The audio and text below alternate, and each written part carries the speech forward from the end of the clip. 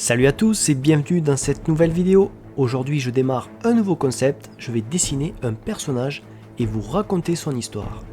Pour cette première vidéo dans le genre, je vais dessiner un personnage des maîtres de l'univers. Si vous êtes comme moi, né dans les années 80, vous connaissez sûrement cette série. Pour la petite histoire, en 1981, Mattel lance une gamme de jouets aux États-Unis, puis décide par la suite de créer une série animée afin d'en faire la promotion. C'est ainsi que Filmation crée en 1983 le dessin animé qui deviendra un succès mondial et verra apparaître une multitude de produits dérivés dans le monde entier. Il faut dire que pour l'époque, ces figurines avaient vraiment la classe, s'inspirant et mélangeant des univers variés comme Star Wars et Conan le Barbare.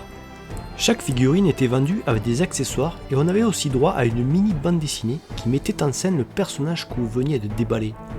Ah, Mattel savait vraiment y faire. Mais passons et démarrons le dessin du jour. Avec un personnage vraiment badass, c'est pour cette raison que j'ai décidé de faire Skeletor. J'espère en tout cas que ce nouveau concept vous plaira. Pour ceux qui ne connaissent pas la série, voici un bref résumé. Sur Eternia, une planète à la fois médiévale et futuriste, où se côtoient magiciens et vaisseaux spatiaux, se trouve le Château des Ombres, une forteresse mystérieuse renfermant d'immenses pouvoirs, qui fait la convoitise de nombreux malfaiteurs. Parmi ceux-ci, le diabolique sorcier Skeletor s'est juré de renverser le roi Randor et de contrôler l'univers. La sorcière qui garde le Château des Ombres a donc secrètement désigné le prince Adam pour l'aider à combattre ces menaces. Lorsqu'il lève son glaive magique en récitant la formule « Par le pouvoir du crâne ancestral, je détiens la force toute puissante », Adam se transforme en Musclor, l'homme le plus fort de l'univers. Quant à Gringer, son tigre domestique, il devient le tigre de combat. Avec Orko, le maître d'armes qui partage son secret, Tila et ses autres alliés, Musclor s'efforce de faire régner la justice sur la planète. Allez, maintenant parlons un peu du personnage du jour. Skeletor, principal antagoniste des maîtres de l'univers, est la véritable incarnation du mal sur la planète Eternia.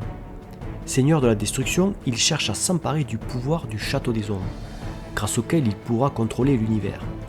Mais face à l'incompétence de ses hommes de main, il n'arrive jamais à réaliser ses ambitions. Il était autrefois l'élève de Hordak, commandant en chef de la Horde sur Eteria, avant qu'il ne trahisse ce dernier dans des circonstances mystérieuses. Skeletor possède un éventail de pouvoirs mystiques et est un sorcier extrêmement puissant, avec un contrôle sur une vaste gamme de pouvoirs magiques obscurs. Il possède également une compétence scientifique considérable et est montré pour avoir la compétence dans la création de diverses machines et appareils. Il est généralement armé d'une arme magique appelée le bâton du Havok, un long sceptre couronné d'un crâne de bélier. Il est également très fort, bien que sa force ne soit pas comparable à celle de Musclor. Il a peu de faiblesses à part son incapacité à contrôler sa colère, et parfois son excès de confiance peut aussi être sa perte. C'est surtout dans le mini-comics, à la recherche de Keldor, qu'une révélation des plus intéressantes nous est faite. On y apprend que le roi Randor recherche son frère Keldor, disparu depuis des années. Ce dernier pratiquait l'art de la magie jusqu'à ce que ses expériences échouent et le projettent dans une dimension en dehors du temps. Lorsque la sorcière commence à ouvrir les voiles du temps pour retrouver Keldor, Skeletor intervient pour l'en empêcher. Il estime que ce secret pourrait le détruire, ce qui laisse supposer que Keldor et Skeletor seraient en réalité une même personne. Dans une autre version reprise en partie dans la série animée de 2002 et modifiée par la suite, où face à la méfiance qu'inspirent les Gar, une race à la peau bleue, le prince Keldor fut banni du palais royal et devint un marginal. Il parcourut Eternia en quête de savoir et de mentor, et finit par rencontrer l'esprit ancien de Hordak. De ce dernier, Keldor apprit les arts obscurs et réalisa qu'afin d'unifier Eternia pour de bon, il devrait dominer la planète. Il réunit une armée de marginaux et les mena à la bataille contre son demi-frère, le capitaine Randor. Finalement vaincu, Keldor, laissé pour mort, se tourna à nouveau vers Hordak, qui, en échange de sa propre liberté, accepta de sauver la vie de Keldor en le fusionnant avec Demoman, le transformant ainsi en Skeletor, le seigneur de la destruction.